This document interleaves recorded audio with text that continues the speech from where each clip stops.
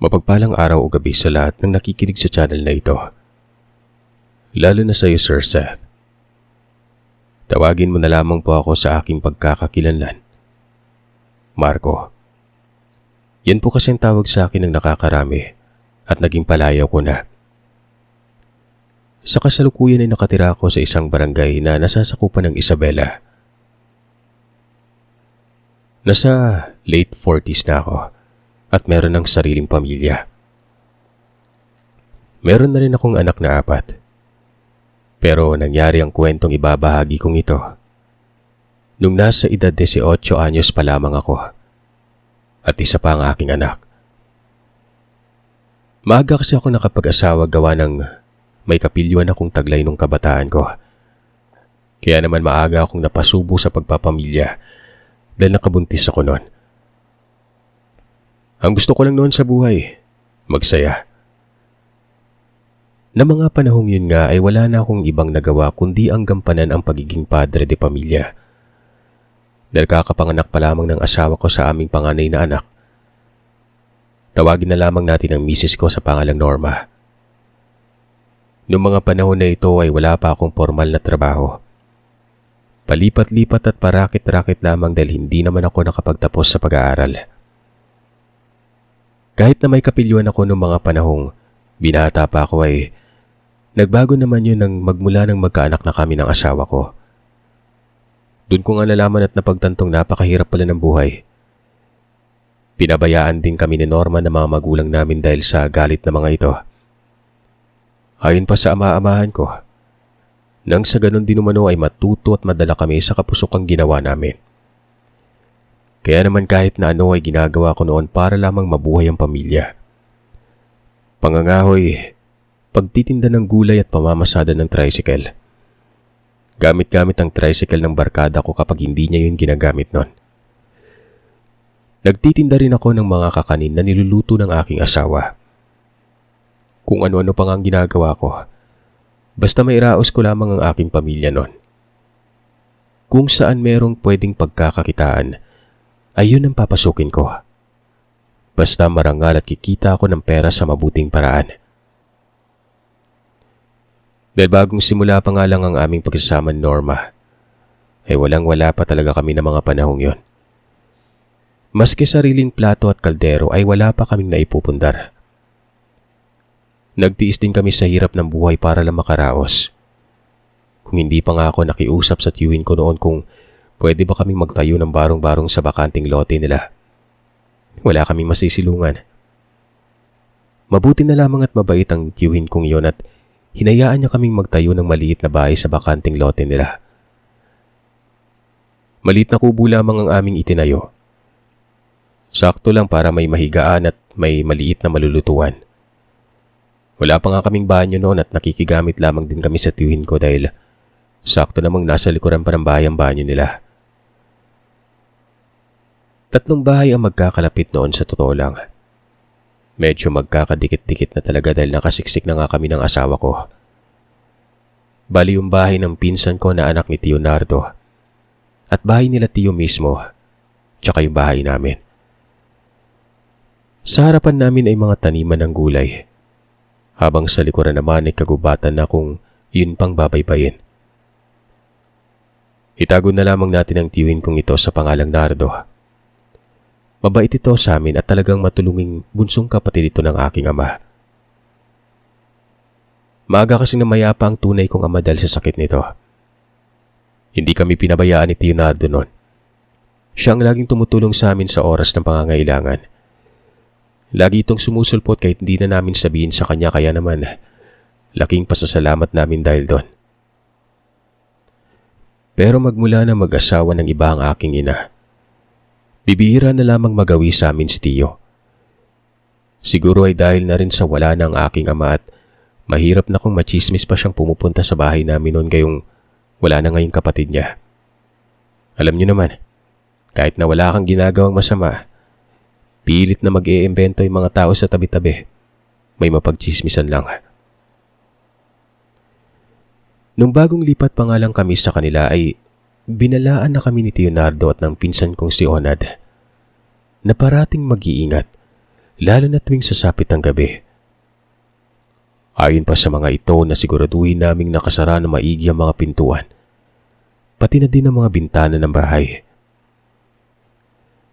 Sa kabilang parte kasi ng gubat na ito, na nasa likod ng bahay namin, ibang baryo na. Baryo na ayon kay Tio Nardo, maraming aswang ang naninirahan. Dagdag pa nito, kapag binaybay mo ang gubat na yon, ay hindi pa aabot ng 2 oras na lakaran. Tatambad na sa iyo ang mga kabayang nakatirik sa sinasabing baryo ni Tio. Kaya naman marina kong binili na nito na hanggat maaari ay wag na lamang kaming pumunta doon banda. Dahil delikado at wala naman kaming kakilala doon. Kahit nga na may kakilala pa kami roon ay wag kaming magpakampante.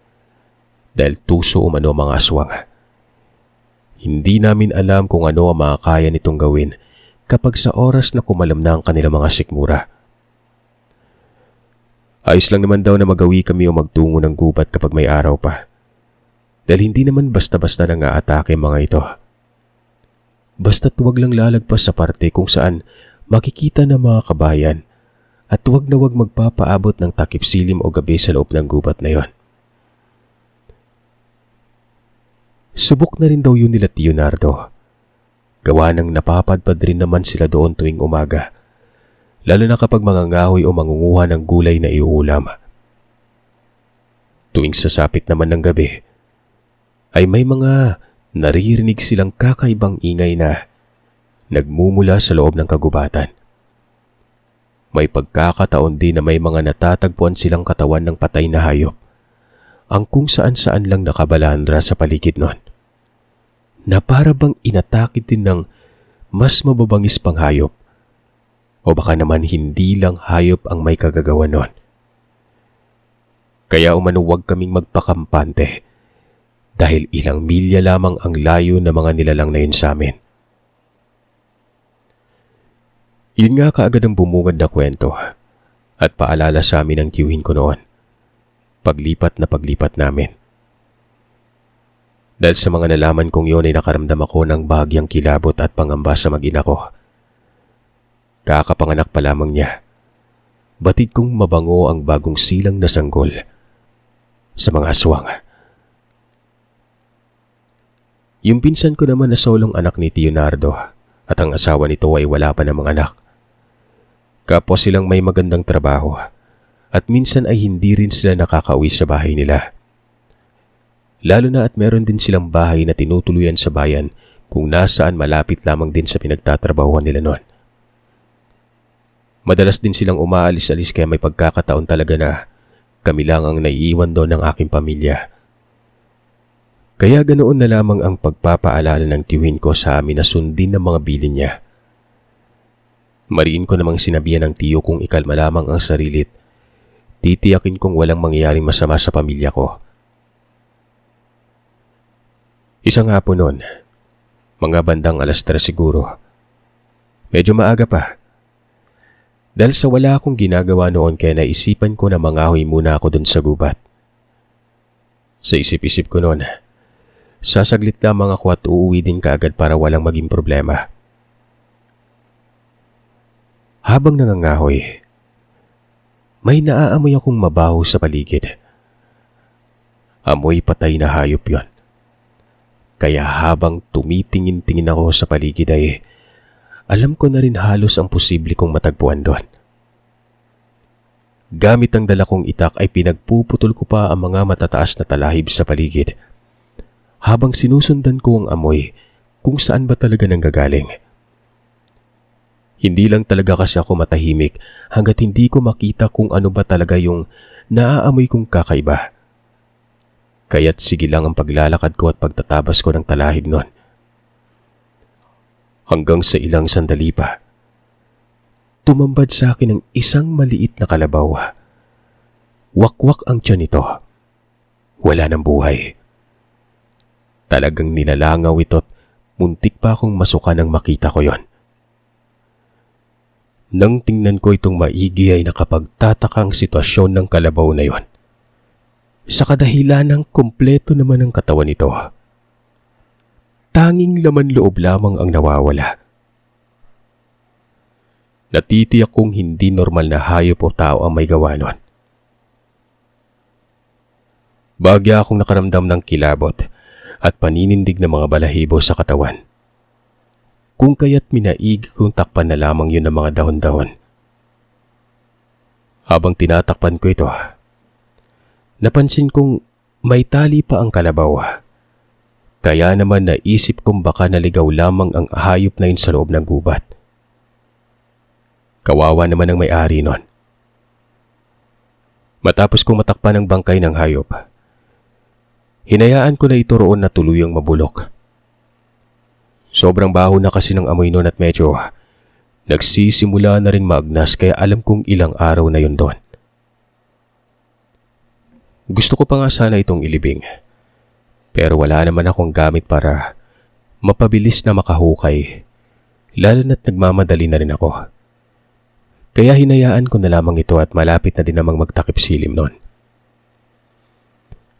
Nung lumayo na ako doon sa hayop na nabubulok at babalikan ko na sana mga naipon kong tuyong mga kahoy na panggatong, may napansin akong isang matandang lalaki na naglalakad sa gubat. Bago ang mukhang yon, at alam kong hindi ito taga-baryo ng tiyuhin ko.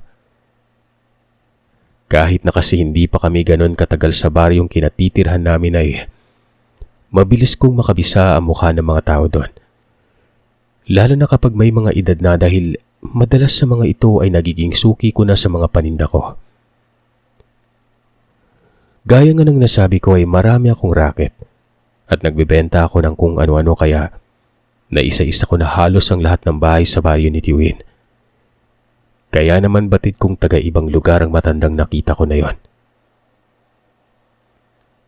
Magtatago pa sana ako para tingnan kung ano ang ginagawa niya sa loob ng gubat. Ang kaso, agaran niya akong nakita at saglit pang napatitig sa akin na para bang sinusubukan akong kilalanin. Ilang sandali pa ay mabilis na rin itong bumalik at katakatakang nagmamadali siyang naglakad palayo. Nasipat kong meron itong bitbit na hayop na hindi ko matiyak kung manok ba o kung ano yon. Pero sigurado ako na may dala siya. Gulat na gulat pa ako nang sinubukan ko itong habulin at tawagin para tanungin. Pero pagliko niya sa isang puno, ay ang siyang mabilis nitong paglaho na parang bula sa paningin ko. Kasunod noon ay nakarinig ako ng kakaibang huni ng ibong. Hindi ko alam kung anong klase yon. Natigilan na lamang ako sa kinaroroonan ko at hindi ko lubos maisip kung paanong bigla na lamang nawala ang matandang lalaki. Sa ganung edad ay parang napakalabo nang makakilos siya ng ganun kabilis. Sa palagay ko kasi, nasa 80 anyos na ito at bakas na bakas sa katawan ng katandaan. Puro puti na rin ang buhok niya at halos nakukuba ng likuran nun. Dahil doon, kahit konti pa lapang ang naipon kong kahoy, mabilis ko na agad itong itinalo at binuhat pa uwi. Bigla ko kasing naisip ang mag-ina ko na walang kasama ang mga ito at baka mapano sila nun. Bagya akong nakaramdam ng takot. Para bang napagtanto ko at naalala ko ang mga sinabi ni Tiyo. Ramdam na ramdam ko ang pagtaasan ng mga balahibo ko sa batok nang mapagtantong biglangang nawala ang matanda na nakita ko na yon. At bumulahaw sa paligid ang kakaibang huni ng ibon na noon ko lamang din narinig. Kakaiba kasi yung kumilos sa matandang yon. Lalo nang kakaiba nitong pamamaraan ng pagtingin sa akin na mas lalong nagbigay ng kilabot. Bitbit ang mga kahoy na naipon ko. Dali-dali ko nang binagtas ang daan pabalik sa bahay ni Tiyuhin. Na makauwi ako sa bahay, sinabi ko sa asawa ko ang mga nakita ko sa gubat. Maging ang tungkol sa matandang lalaki. Inilarawan ko sa asawa kong yon. Habang nagkikwento nga ako, napapansin ko ang biglang pagkunot ng noo niya. At sinabing meron din umanong matandang lalaki ang napadpad banda sa amin noon. At kung ano ang paglalarawan ko sa itsura niya, ganun na ganun din ang nakita ng asawa ko. Matandang lalaki, ultimong ang tindig, kasuot ang damit, at ang mukha nito ay parehong pareho. Unang tingin pa nga lang ni Norma sa matanda, nakaramdam din siya ng kakaibang kilabot.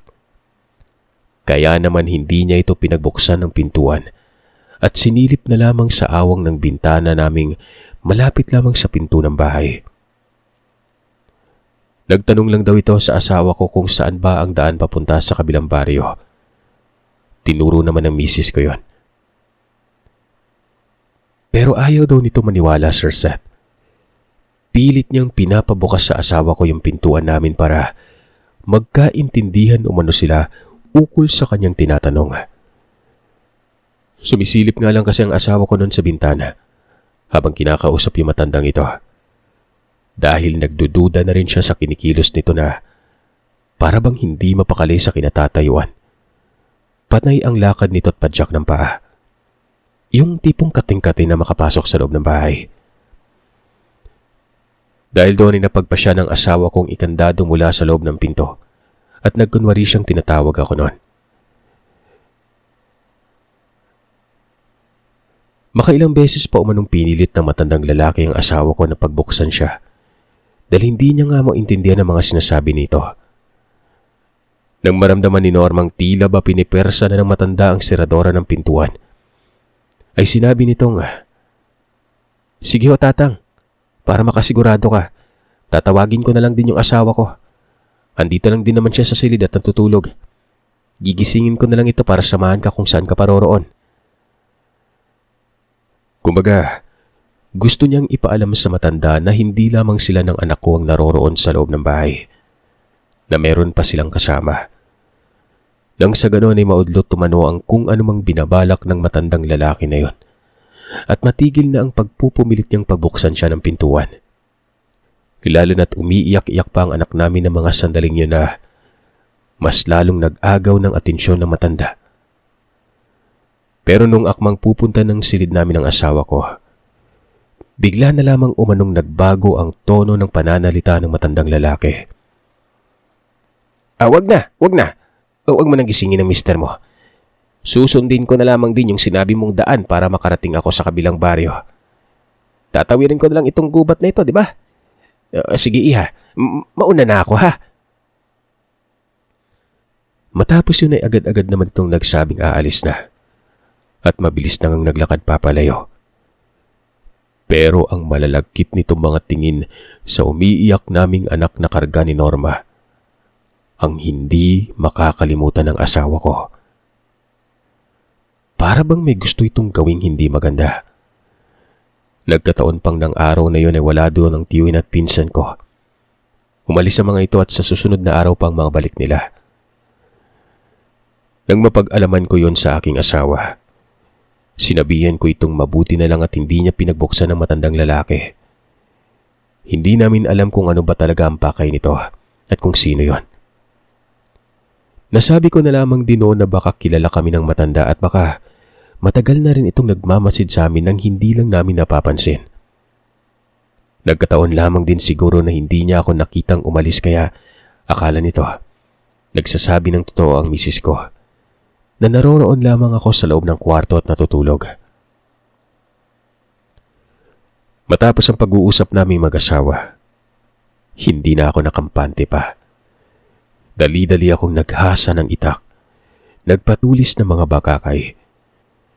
Sa isip-isip ko noon ay mas mabuti nang maging handa para pagdating ng panganib ay may panglaban ako't maipagtanggol ko mag-ina ko noon. Kinagabihan, sinadya akong hindi matulog. Nagmamasid ako sa paligid at inaabangan kung babalik bang matanda sa bahay. Kung tama ang hinala ko. Nakakatiyak kasi akong may hindi talaga magandang balak ang matandang lalaki at malakas ang kutob kung hindi ito normal na tao. Hanggang sa kakaantay ko, nakaramdam na lamang ako ng antok noon. Grabing antok yun na sa tanang buhay ko. Noon ko lang naramdaman. Pakiwari ko noon ay may kung anong humihele sa akin at talagang pabagsak na ang mga mata ko habang nakaupo ako sa pintuan ng silid-tulugan namin mag-asawa. Hindi ko lubos maintindihan ang nararamdaman ko ng mga sandaling yon at para bang lumulutang ang diwa ko.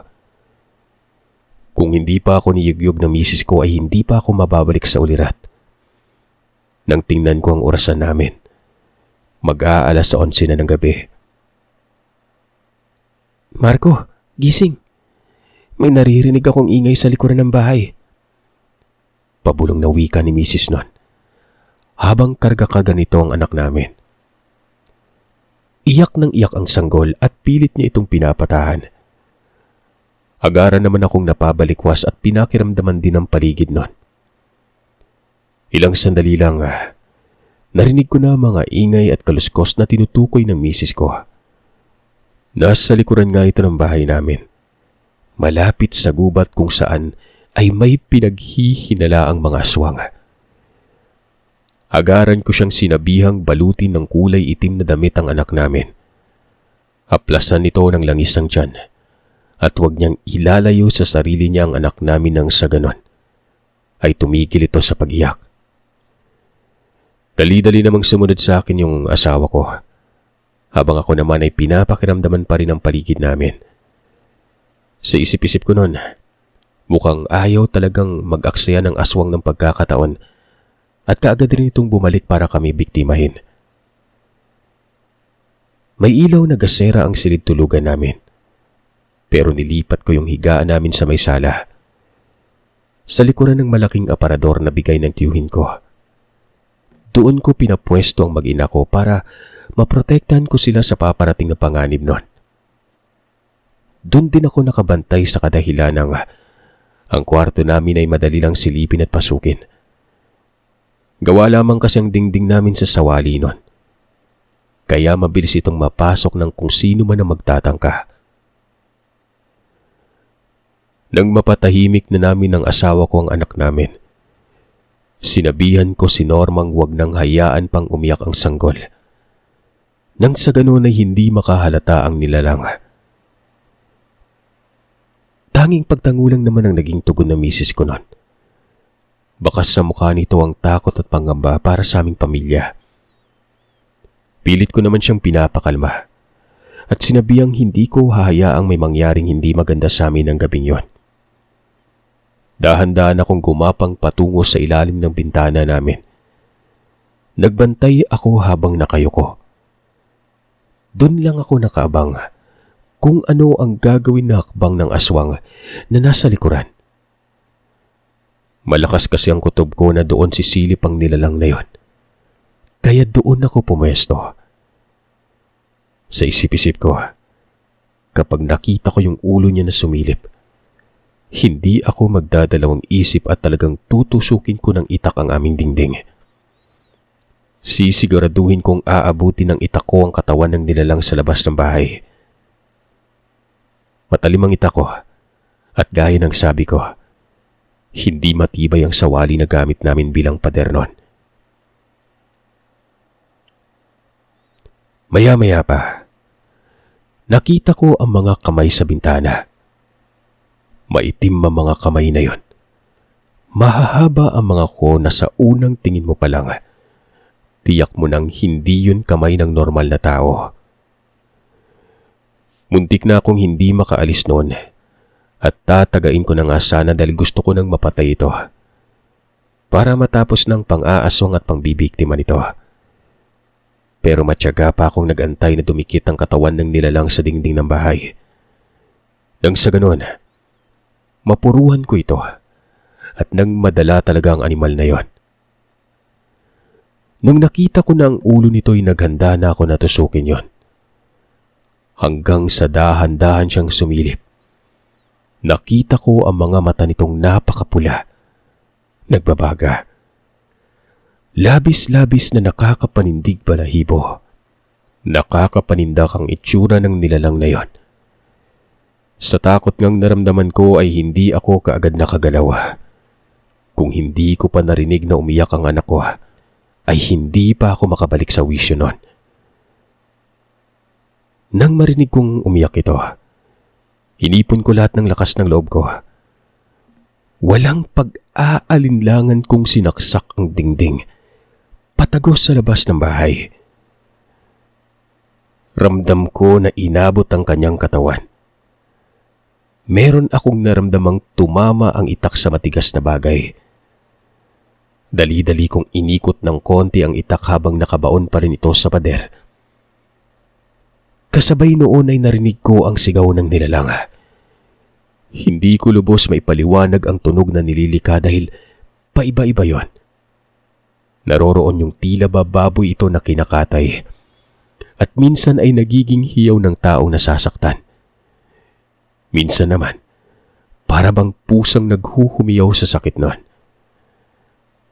Grabing takot at nervyos din ang nararamdaman ko ng mga sandaling yun na parang nanlalaki ang ulo ko at nanginginig ang aking kalamnan. Magpaganon pa man, lakas loob ko pa rin mabilis na itinusok ang bagakay na pinatulisan ko nung maliwanag pa. Sa puntong yon ay naitara ko ito sa isang mata niyang nakasilip sa may bintana. Bago pa niya matanggal ang itak na nakabaon sa kanyang katawan. Tumilamsik ang dugo na nagmula sa mata niya nang maabot ko ito ng tuluyan. Pero nang hinila ko ng itak at akmang sasaksakin ko na ulit ay mabilis na napayuko ang nilalang na yon. Nagkukumahog na tumakbo papalayo sa bahay. Nakita ko ang itak. May marka ng dugo. Pero parang hindi pala ganun kalalim ang pagkakabaon sa katawan niya. Ilang pulgada lang yung nabaon ko dahil hindi pa siguro nakadikit na maigi ang katawan nito sa dingding nung sumilip ako. Hahabulin ko pa sana ang nilalang para tuluyan na talaga itong mapatay. Pero na makita ko ang mag-ina kong umiiyak sa takot, hindi ko na naituloy pang lumabas noon. Kinaubagahan, agaran akong nanguha ng bagakay hindi lang kalayuan sa bahay. Dinamihan ko ang pagkuha noon. Ang bala ko noon, palibutan ng bagakay ang buong bahay namin. Nang sa ganon, wala nang magtangkang bumiktima pa sa pamilya ko. Sumunod na araw, pagbalik ng tiyuhin at pinsan ko, nagtataka sila kung bakit napapalibutan na ng bagakay ang buong bahay. Nakita din nila mga tinanim ko makabuhay sa mga likuran noon. Doon ko kinuwento sa kanilang nangyari.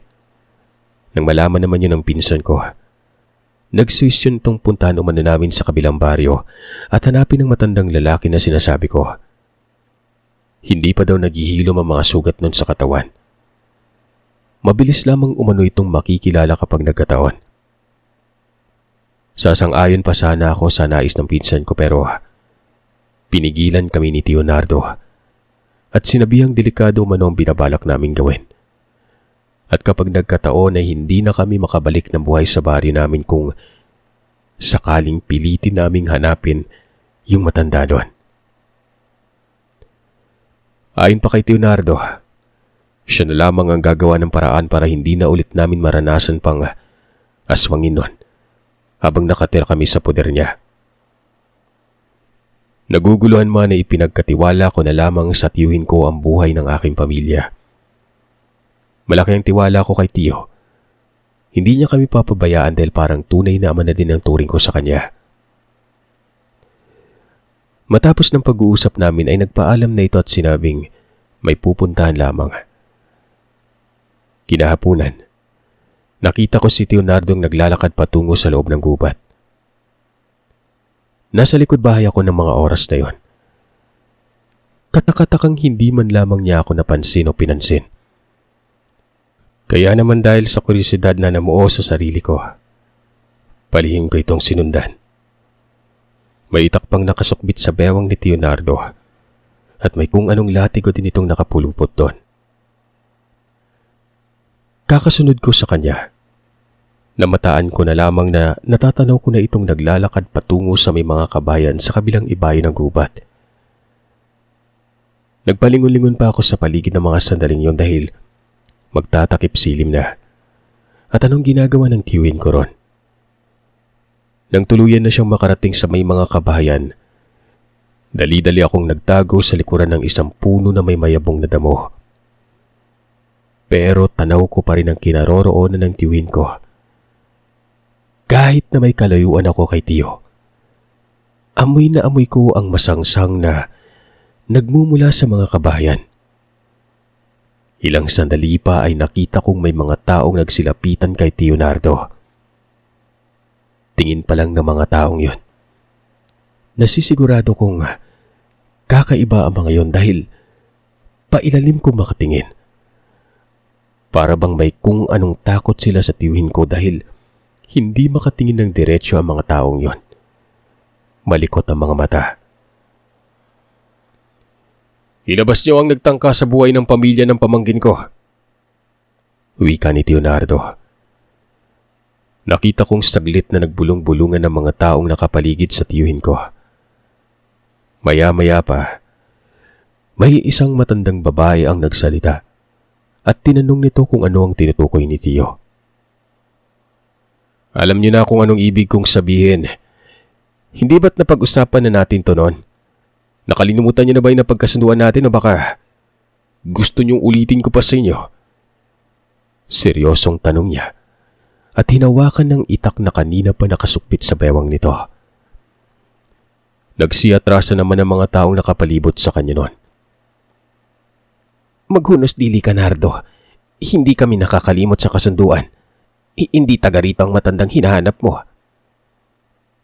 Siguraduhin niyo lang ha. Sa oras na magkamali kayo ng kinante, makikita niyo yung hinahanap niyo. Binabalaan ko kayo.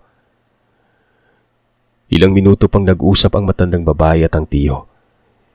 Hindi ko na naintindihan pa kung ano ang mga pinag-usapan nila dahil umalingaw-ngaw na sa paligid ang mga kakaibang huni ng mga ibon at mga pag-angil ng hindi ko malamang nilalang. Maya-maya pa'y narinig ko na lang na tinawag ako ng tiyuhin ko. Saka sinabi nitong uuwi na kami at magiging maayos ng lahat nun. Kanina pa pala nito alam na nakasunod ako sa kanya at hinayaan niya lang ako. Nang sa ganon umano ay malaman at makita ko kung anong klaseng mga tao ang nakatira sa kabilang ibayo ng gubat na nasa likuran ng bahay namin.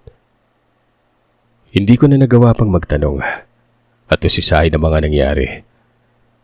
Nagmadali na lamang ako sa pagsunod sa tiyuhin ko sa pag-uwi nun. Ligtas naman kaming nakabalik sa bahay. Doon ko palang natanong sa tiyuhin ko kung ano ba talagang ginawa niya doon at bakit siya nakipag-usap sa mga taong nakatira sa lugar na siya mismo ang nagsabing delikado. Doon ay napag-alaman kong may mga kakilala rin siya ron at ang iba sa mga ito ay matalik niyang kaibigan. Malaki umano ang utang na loob ng mga ito sa kanya at sino man sa pamilya niya ay hindi gagalawin ng mga ito. Kaya dapat ay ligtas ang pamilya niyang manirahan sa kinaroroon na namin kahit na nasa kabilang banda lang ang tirahan ng mga nilalang na yon. Anya pa ang matandang lalaki na tinutukoy ko. Tiyak niyang dayo lang yun sa aming baryo at ang kaibigan niya nang bahala doon. Ang sabi pa niya sa akin, ipanatag ko na umano ang sarili ko. Magmula ng araw na yun ay kilala na ng mga kaibigan niya ang pamilyang binubuo namin ng aking asawa. Nais ko mang alamin kung paano naging kaibigan ni Tio ang mga aswang sa kabilang dulo ng gubat. Ay hindi ko na tinangkapan tanungin yon. Iniba na rin kasi nito ang usapan. Pero isa lang ang natitiyak ko. Parang hindi din normal na tawang tiyuhin. Lalo na't mula nang makita ko ang ginawa niya. Palagi ko nang napapansin ang mga galaw niya. At palagi ko na rin napapansin ang suot-suot niyang kwintas na napag-alaman ko nga 7 arkanghel. Makaraan ng ilang buwan, hindi na nga namin naranasan pang aswangin ulit. Kahit na nakakarinig pa rin kami ng mga nakakakilabot na mga pag-angil ng hayop at alulungan ng mga asong hindi ko matukoy kung saan. Wala nang nagtangka pa sa buhay ng pamilya ko.